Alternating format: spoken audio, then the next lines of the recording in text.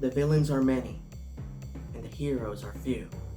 The thin line between being a man and being a monster, and the arduous quest to find one's own identity. All of these themes are explored in one very short-lived but extraordinary animated series.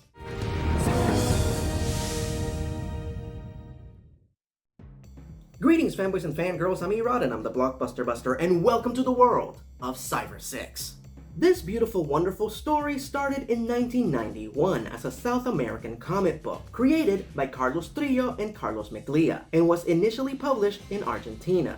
While the comic wasn't a runaway hit, it did develop a strong, faithful fan base, one that justified adapting the property into other mediums, namely a live-action series. Unfortunately, the live-action Cybersix series would be short-lived, due to high production costs and low ratings. But what the live-action Cybersix series did achieve was create an avenue for other adaptations. Namely, a North American animated series based on an Argentinian comic, produced by a Canadian production company, and animated by a Japanese studio for US television. Yeah, it was a weird trajectory, but the point is, the cartoon made it to us. The plot.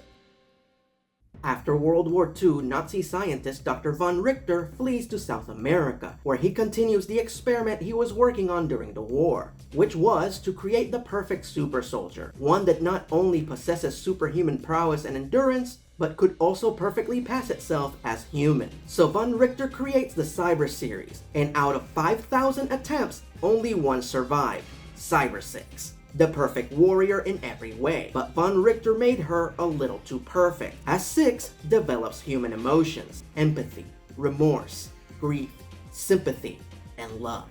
So Six revokes von Richter's super soldier plans and escapes to the beautiful coastal city of Meridiana, where she takes on the identity of the recently deceased male English teacher Adrian Seidelman. But unfortunately, von Richter discovers Six's whereabouts and starts sending his creations to capture her and bring her back to him, so he can unlock the secret of what makes her exceptional. Now, if that plot sounds kind of familiar, it's because it is extremely similar to the plot of James Cameron's Dark Angel. So much so that the creators of Cybersix actually sued the creators of Dark Angel for copyright infringement.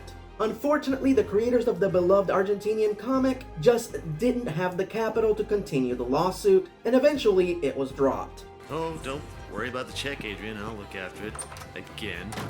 Anyway, quick side note. Due to the very unique gender flip between Cybersix's two identities, just for the sake of clarity, while talking about Cybersix, I will be using the pronouns she and her, and while talking about Adrian Seidelman, I will be using the pronouns he and him. Okay? Now that that's clear, let's move on. Character design and animation.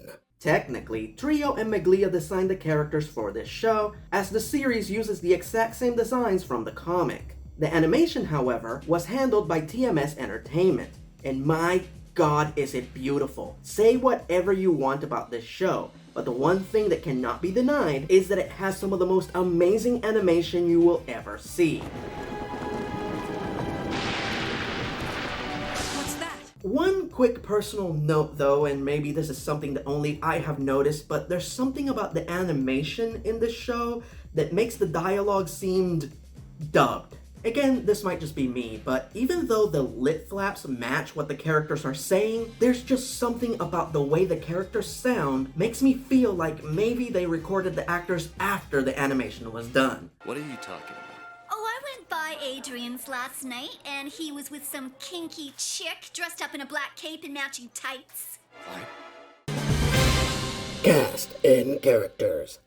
Due to the fact that this show was short-lived, it didn't get to establish and develop a lot of characters, but the ones that were pretty good, even when they were bad.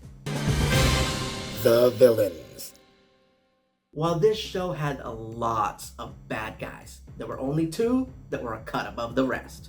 Jose, played by Alex Dodak. He may not know it, but Jose is actually von Richter's clone, created for the very specific purpose of being a replacement body for the mad scientist if serious harm were ever to occur to the demented doctor. In the meantime, Jose serves as one of Meridiana's most prolific criminals. And while his primary function might be to run specific errands for his father, for the most part, Jose uses his progenitor's powerful creations to run his own nefarious schemes and meet his own selfish ends.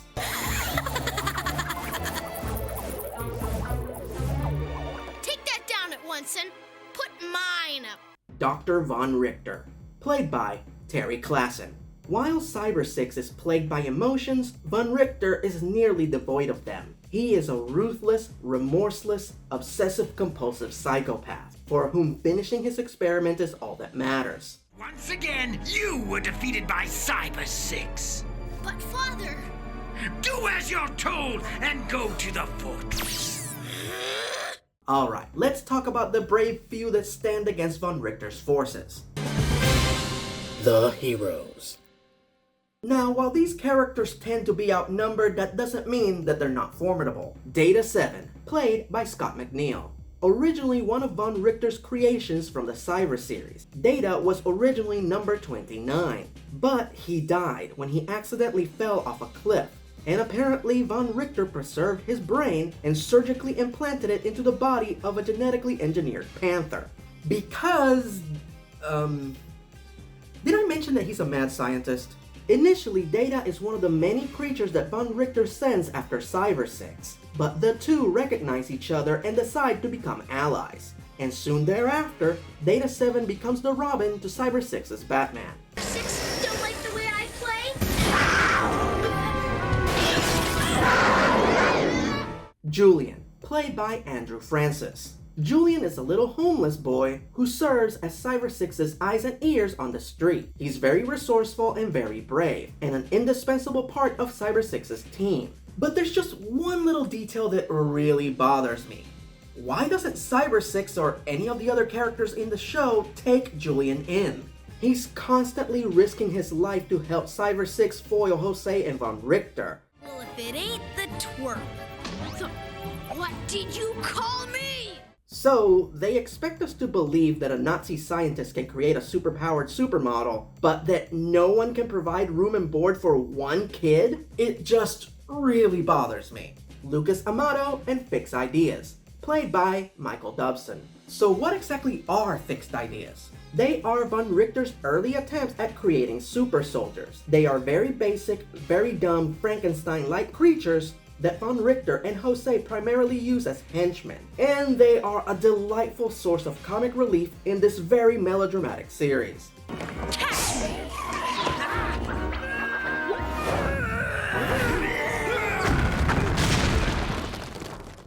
Fools! Lucas Amato, on the other hand, is a science teacher at the same school where Cybersix masquerades as Adrian Seidelman. Lucas is a kind-hearted, laid-back, fun-loving sort of a guy. He's very dedicated, and he will risk his life at the drop of a hat to help others, especially his students. Of course, the character is best known for being Cybersix's main love interest. But it's complicated. Not only is Cybersix reluctant to consummate their relationship because A, it would endanger Lucas, and B, she's not human, but Lucas is also Adrian's best friend and, for the most part, his only friend. So there's also the fear that if Lucas gets too close, he'll figure out that Six is Adrian and both compromise her secret identity, and maybe he won't like her anymore, cause she's been lying to him this whole time. Like I said, complicated. And my God, was this show ahead of its time. You don't respect me enough to tell the truth.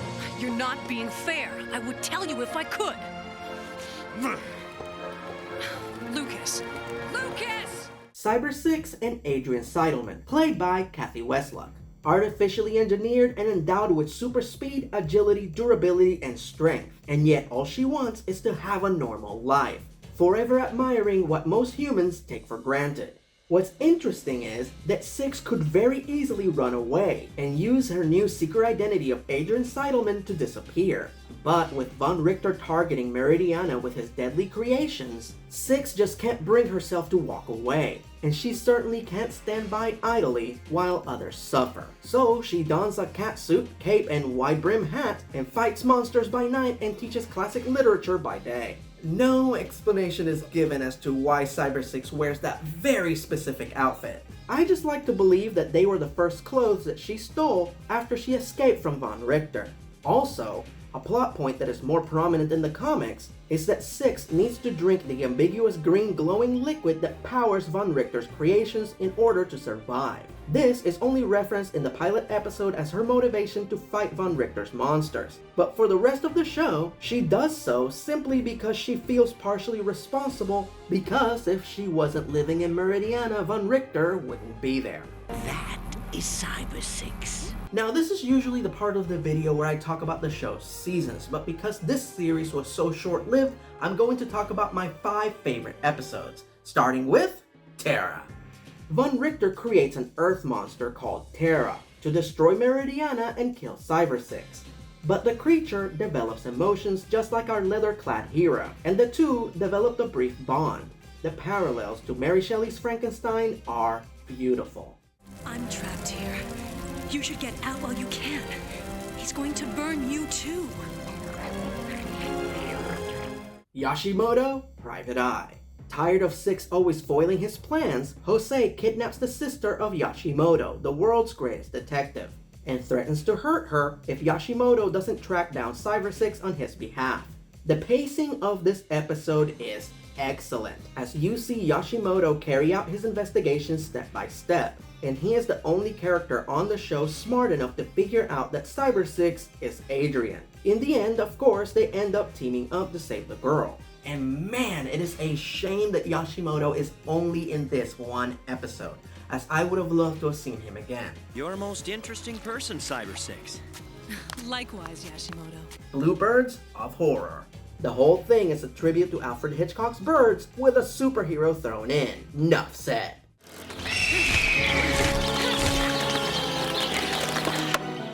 Daylight Devil. This is my favorite episode in the entire series. Von Richter sends a new genetically engineered creature after Cybersix named Griselda. Only this one is specifically designed for hunting, and bears a few overt similarities to Predator. Their first encounter is so intense that Six actually gets injured on the night right before she has to go on a field trip with Lucas and her students. And then the plot thickens. Concerned about the previous night's injury, Data 7 follows Adrian on the field trip, and Griselda follows Data, and she spots Adrian's Cybersix tattoo. Now knowing who he truly is, the rest of the episode is an insanely tense game of cat and mouse, as Griselda chases after Adrian in broad daylight, trying to kill him, as our esteemed professor does his best to conceal his superhuman abilities out of fear of revealing to the rest of the world who he truly is. And all of this escalates in a highly suspenseful chase that almost feels like it's happening in real time.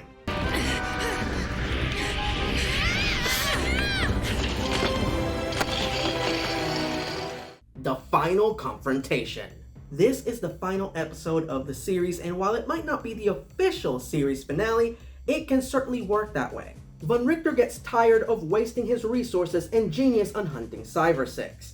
And when your quarry goes to ground, leave no ground to go to.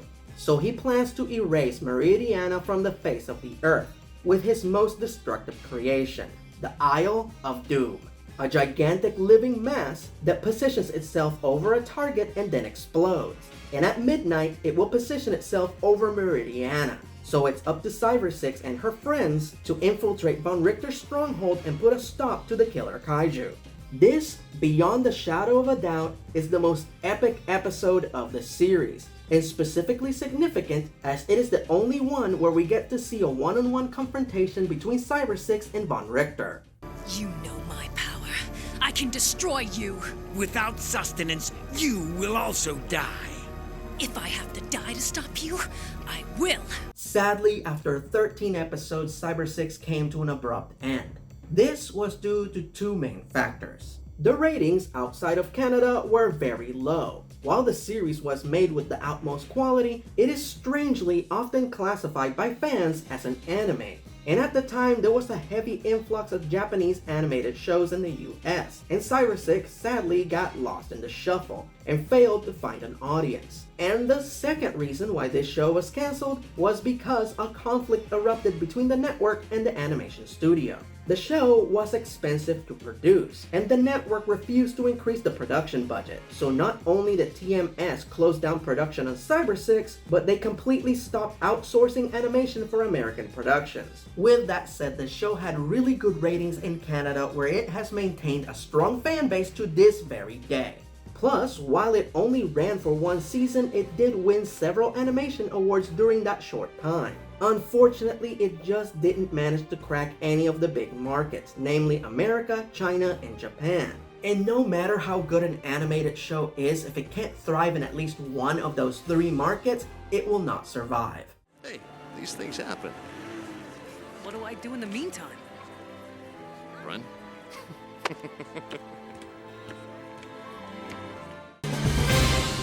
Final verdict.